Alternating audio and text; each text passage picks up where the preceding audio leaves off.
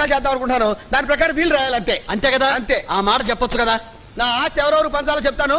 దాని ప్రకారం వీలు రాసి సెటిల్మెంట్ చేసేయండి. సరే చెప్పు. దండ పెట్టుకో. ఎవరికి? ఎవరు దండ పెట్టుకుంటా? కాగితాలకి. కడుపు అన్నం తింటున్నావా, గడ్డి తింటున్నావా?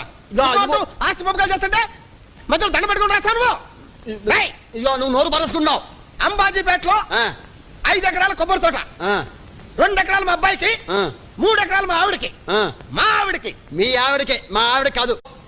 తాడేపల్లిగూడెంలో ఓ తాటి తోపండి, ఓ పెంకుటిల్లండి. అది నా సెకండ్ సెటప్ రాయండి. Second setup? వారిని ఇరుకుపాలెం ఫేసు ఇసకలో తొక్క. ఇంత లా చదువుకున్నాను, ఈ లెవెల్లో ఉన్నాను, ఇంతవరకు నాకు సింగిల్ సెటప్ లేదు, నీకు సెకండ్ సెటప్ కూడానా? అంతే మరి. నీ ఫేస్ తో ఎవరికి పిల్లలు వాళ్ళనిపించదు. ఆస్తులు పాస్తులు తాలూకు దస్తావేజులు గట్రా ఎక్కడున్నాయి? ఎక్కడుంటాయండి? వాళ్ళ దగ్గర ఉన్నాయి. వాళ్ళ దగ్గర ఉన్నవేమిట్రా? అదేనండి, రేపు నుంచి సంపాదించుకోవాలా, ఆ తర్వాత వీళ్ళు